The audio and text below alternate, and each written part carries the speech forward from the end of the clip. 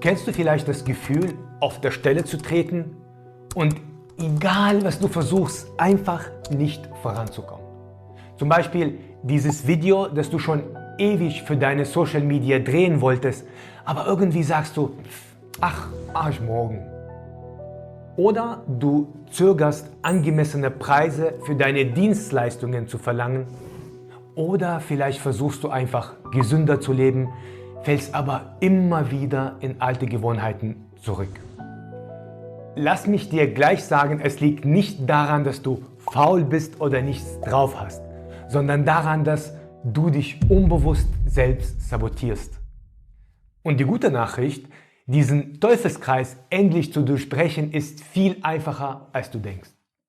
In diesem Video gehen wir dem einen echten Grund nach, warum wir trotz aller Bemühungen in unseren alten Mustern feststecken und unseren Erfolg unbewusst sabotieren. Ich zeige dir, wie du die Symptome direkt erkennst und danach leite ich dich durch eine einfache, aber sehr mächtige Übung, mit der du dich selber von diesen Fesseln eins für alle Mal befreien kannst. Lass uns direkt starten. Schauen wir uns die Symptome an und was dahinter steckt. Ich verspreche dir, du wirst überrascht sein, was sich hinter scheinbar harmlosen Verhaltensweisen alles verbergen kann. Stell dir vor, du bist bereit, dein Traum-Coaching-Programm zu starten. Aber obwohl Monate vergangen sind, klebst du immer noch an jedem Detail. Dieses Streben nach Perfektion fühlt sich zwar richtig an, aber eigentlich tief im Inneren haben wir Angst vor der Meinung anderer. Und genau das ist der Kern des Perfektionismus. Du glaubst, alles muss 100% sein, bevor andere es sehen dürfen. Und das hält dich immens zurück, denn du hättest schon längst damit vielen Menschen helfen können und deren Feedback wieder in dein Coaching-Programm einfließen lassen.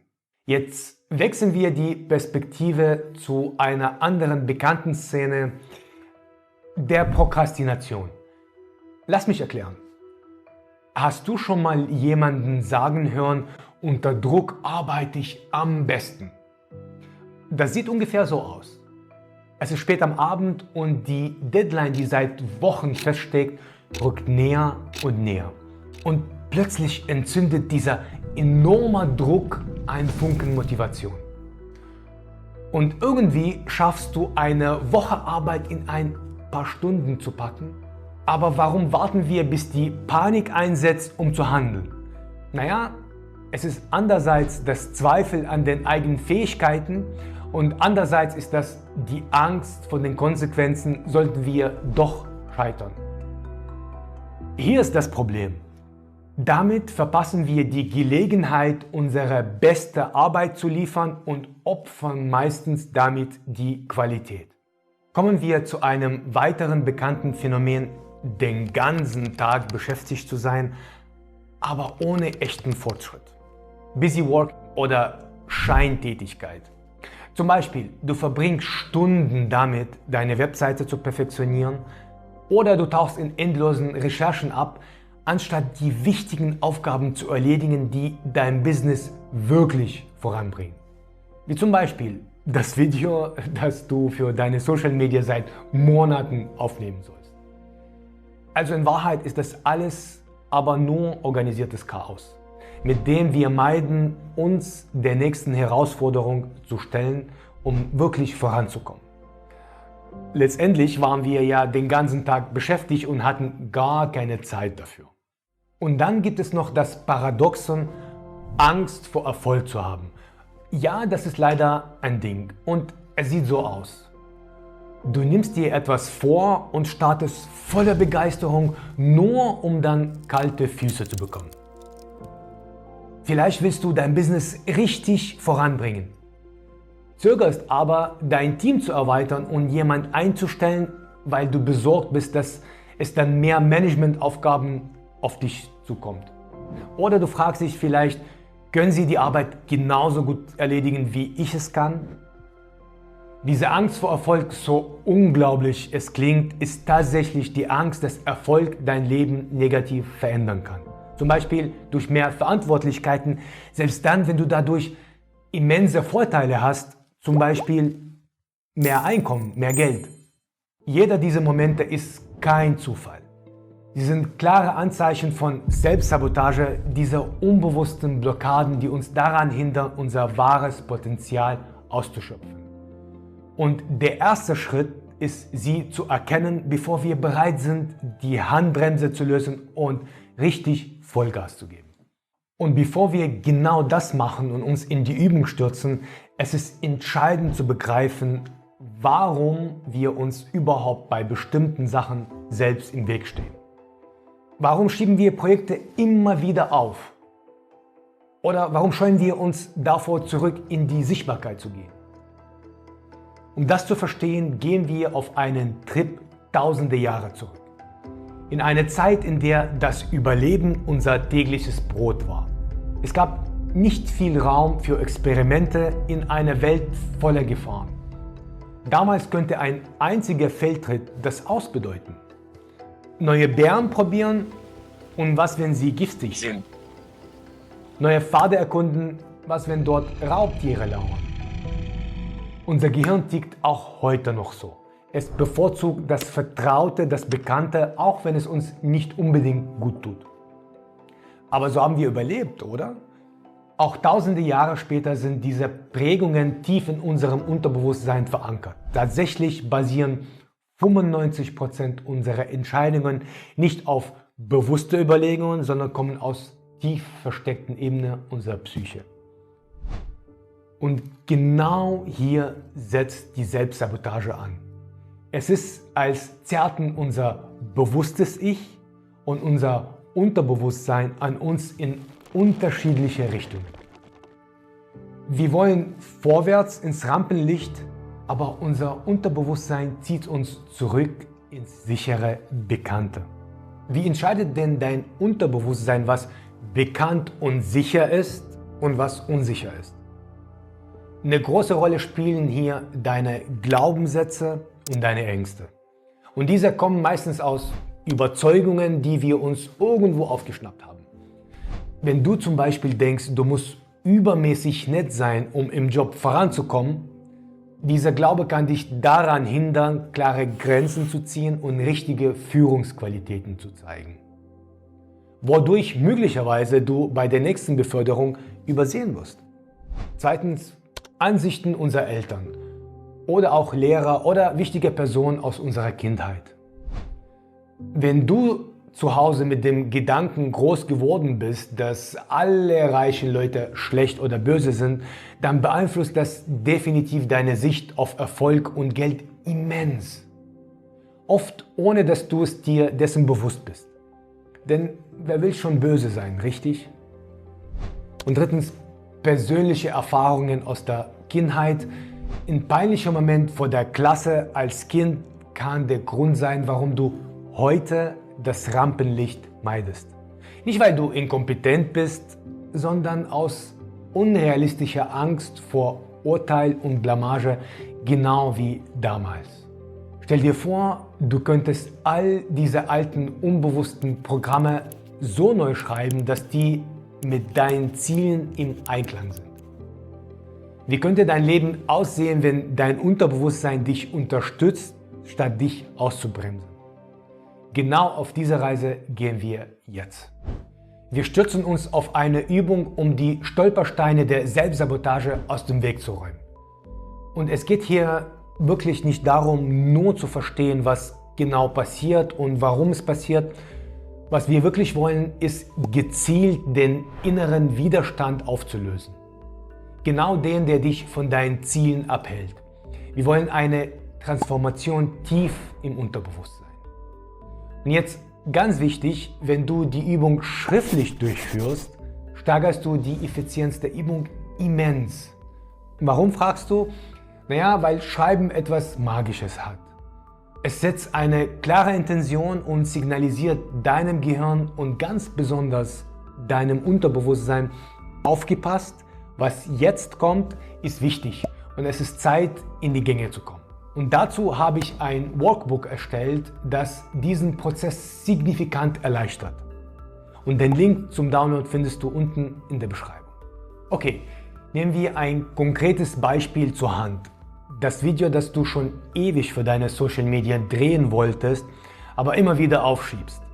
Wahrscheinlich, weil es schon einem bei dem Gedanken daran mulmig wird. Lass uns starten. Als erstes wollen wir die Muster hinter deiner Selbstsabotage aufdecken. Schreibe auf der einen Seite deiner Tabelle das Ziel, das bisher für dich einfach nicht greifbar war. Zum Beispiel mein erstes Video drehen. Überlege dann, wie genau du dir selbst Steine in den Weg legst. Prokrastinierst du? Muss alles perfekt sein? Vermeidest du wichtige Aufgaben oder lässt du Chancen aus Angst an dir vorbeiziehen? Ein Tipp: Achte darauf, was passiert immer wieder, wenn du dich selbst sabotierst. Zum Beispiel unendliches Recherchieren, anstatt das Skript für dein Video zu schreiben. Das ist Beschäftigungstherapie pur. Okay, hier kommt der transformative Teil der Übung. Denke mal genau nach über die Muster, die du aufgeschrieben hast und frag dich, welche Geschichten erzähle ich mir selbst über meine Fähigkeiten oder meine Situation. Hier geht es darum, die Glaubenssätze aufzudecken, die dir ins Ohr flüstern, das schaffst du eh nicht oder du bist nicht gut genug. Es ist super wichtig, diese Geschichten, Glaubenssätze zu erkennen, denn sie sind oft der Grund für unsere innere Widerstände. Also jetzt schreibe die Glaubenssätze auf, die deinen Widerstand befeuern, und es ist total in Ordnung, wenn sie super unlogisch erscheinen. Zum Beispiel: Ich bin langweilig und die Leute werden mich beurteilen, wenn ich mein Video veröffentliche. Jetzt ganz wichtiger Schritt. Akzeptiere innerlich, dass diese Glaubenssätze bisher ein Teil deines Lebens waren und in irgendeiner Art und Weise versucht haben, dich zu schützen. Jetzt stelle deine Glaubenssätze auf den Prüfstand, also schreibe dir klare Beweise dafür auf, dass sie nicht wahr sind. Zeige dir selbst, dass sie nichts gegen all die Erfolge und die Stärke aussagen, die du tatsächlich hast. Zum Beispiel: Denke zurück an Momente, in denen du für einen Vortrag Lob und Anerkennung bekommen hast. Als nächstes lasst uns mal den Teufel an die Wand malen. Was ist das Schlimmste, das passieren könnte, wenn du es durchziehst? Schreib es auf und bewerte dann logisch, wie wahrscheinlich das ist und wie du damit umgehen würdest. Zum Beispiel: Keiner wird mein Video anschauen. Oder ich bekomme negative Kommentare. Oder die Leute werden denken, ich bin inkompetent, weil ich vielleicht nervös bin. In der nächsten Spalte: Naja, wie wahrscheinlich ist das? Keine Ahnung, 50-50. Und was würde ich damit machen? Als erstes vielleicht nicht persönlich nehmen, analysieren, verstehen, was schiefgelaufen ist und dann ein besseres Video machen. Dieser Schritt hat große Kraft. Er zeigt uns, dass die meisten Ängste entweder unwahrscheinlich sind oder sich einfach bewältigen lassen. Jetzt packen wir den Widerstand auf der unbewussten Ebene an. Und dafür nutzen wir eine ganz einfache, aber richtig kraftvolle Technik. Stell dir vor, wie du kurz davor stehst, ins Tun zu kommen. Aber genau dann kommt das Zögern. Also bildlich. Du willst das Skript für dein Video schreiben, findest du dich aber nur dabei wieder, wie du leer auf dem Bildschirm starrst. Du bist innerlich total blockiert und am liebsten würdest du alles andere machen, aber nicht das.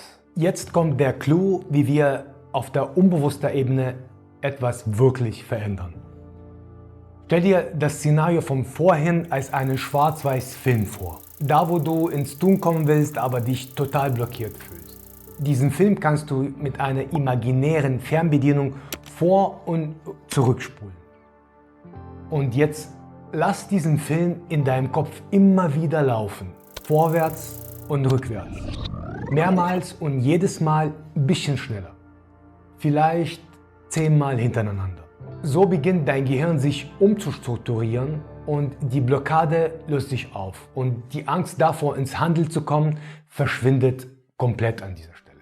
Lass uns jetzt unser Unterbewusstsein auf eine spannende Zukunft ausrichten. Dafür atme noch einmal tief durch und schließ die Augen. Stell dir nun lebhaft deinen Erfolg vor. Stell dir vor, wie du das Video perfekt umsetzt und gestalte diesen mentalen Film so bunt, wie du nun kannst. Und lass diesen Film mehrmals in deinen Kopf ablaufen und spür dabei, wie die positive Energie jede einzelne Zelle deines Körpers einfüllt und wie das Selbstvertrauen in dir mehr und mehr wächst. Sieh dich, wie du nach dem erfolgreichen Posten des Videos auch die Anerkennung und das positive Feedback deiner Zuschauer bekommst. Jetzt kommt der letzte, aber entscheidendste Schritt von allen. Handeln und ins Tun kommen. Wenn du das nächste Mal kurz davor bist, zum Beispiel dein Video zu drehen oder deinen Preis zu nennen, spiele diesen Erfolgsfilm von vorhin in deinen Kopf mehrmals ab. Du wirst dich garantiert anders fühlen. Das war's, die Übung ist durch und falls du Fragen zur Übung hast, lass sie uns gerne in den Kommentaren da und vergiss bitte nicht, das Workbook wird dich durch jeden Schritt leiten und diese Reise so einfach wie möglich machen. Also schnapp's dir, den Link findest du in der Beschreibung unten. Heute haben wir uns intensiv mit Selbstsabotage auseinandergesetzt. Wir haben nicht nur die Symptome erkundet, sondern auch eine mächtige Übung an die Hand bekommen, um diese Blockaden eins für allemal zu überwinden. Aber die Reise endet hier noch nicht, denn im nächsten Video gehen wir noch tiefer. Stell dir vor, du könntest deinen Weg zum Erfolg auf Autopilot schalten, indem du eine einzige Sache änderst. Eine einzige. Und nicht jedes Thema einzeln angehen musst, wie wir das heute in der Übung gemacht haben. Klingt spannend? Dann schau dir unbedingt das nächste Video an. Und jetzt bist du dran. Wenn dir dieses Video gefallen hat, werde ich mich freuen, wenn du den Kanal abonnierst, um keine weiteren Einblicke zu verpassen. Und falls du eigene Erfahrungen mit Selbstsabotage hast, teile sie gerne in den Kommentaren, denn es ist immer hilfreich zu sehen, dass wir in unseren Herausforderungen nicht alleine stehen. Vielen Dank fürs Zuschauen, bis zum nächsten Video.